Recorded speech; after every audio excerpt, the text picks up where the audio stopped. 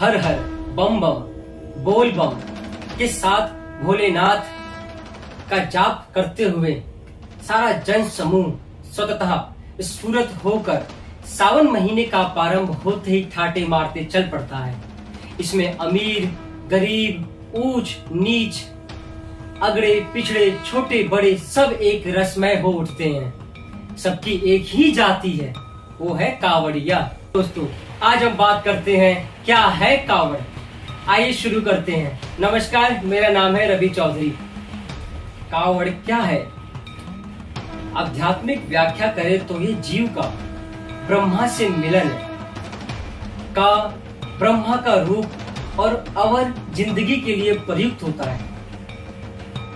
का में अगर संधि विच्छेद करे अवर के साथ तो ये कावड़ बनेगा। उच्चारण दोष के कारण पहले ये कावड़ फिर उसके बाद कावड़ बन गया।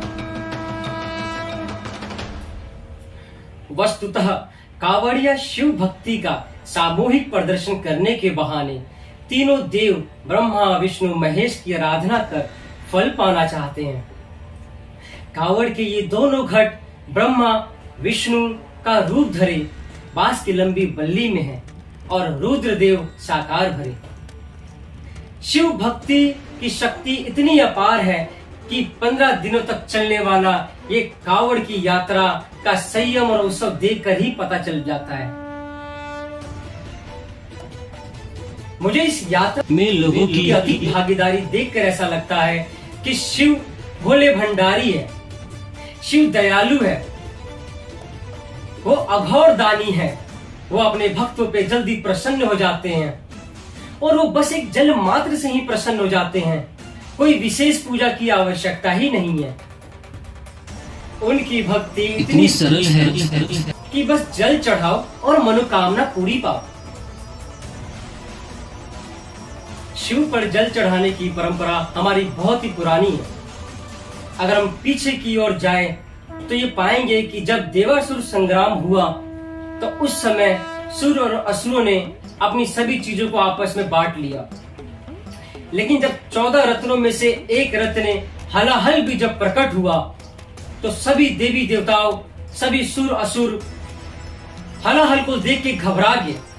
हलाहल एक ऐसा विष जिसकी ज्वाला की तरह लपटे तीक्ष्ण रूप से सभी को प्रभावित कर रही थी।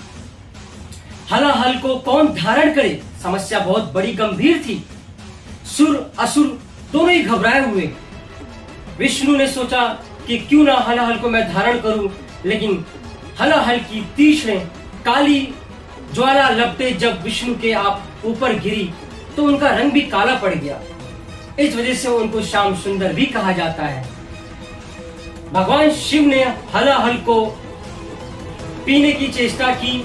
जैसे उन्होंने हलाहल को अपने गले में उतारा वैसी पार्वती ने टोकी कर दी। इतने में कहा जाता है कि शिव के कंठ पे ही हलाहल आकर अटक गया और तब से उनका नाम नीलकंठ पड़ गया।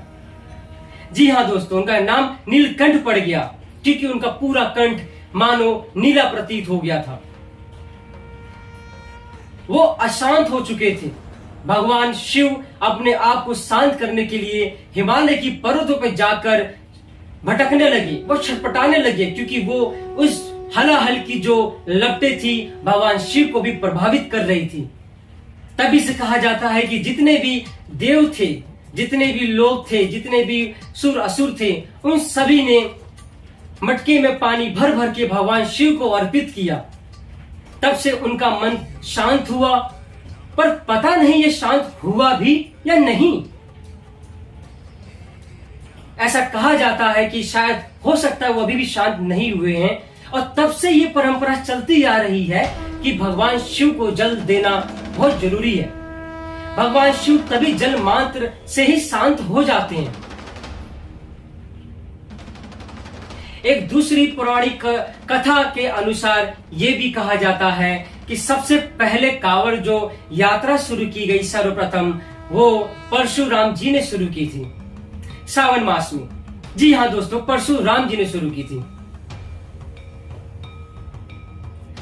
ये पौराणिक कथाओं के अनुसार भगवान शिव कि भक्ति में इतनी शक्ति है कि सभी कांवड़ यात्री लोग अपनी मनोकामनाओं को पूर्ण हेतु भगवान शिव को जल अर्पित करते हैं। और क्योंकि ये सावन मास बहुत पवित्र महीना है, भगवान शिव इस महीने में बहुत जल्दी प्रसन्न हो जाते हैं अपने भक्तों पर। जी हाँ दोस्तों, तो क्यों ना हम शिव भक्ति की जाए, क्यों ना हम शिव के प्रति समर्पित हो, क्यों ना हम शिव की आराधना करें जो देवों के देव है, महादेव है, महाकाल है। दोस्तों, ये कांवड़ यात्रा में इस जन समूह में कोई सभी लोग सम्मिलित होकर भगवान शिव की आराधना करते हैं। सारा जन समूह केसरिया हो उठता है, केसरिया कपड़े, केसरिया पगड़ी, केसरिया बल्ली, केसरिया कावड़, सब कुछ केसरियामय हो जाता है और हमारा मन भी केसरिया हो जाए तो और क्या बात हो।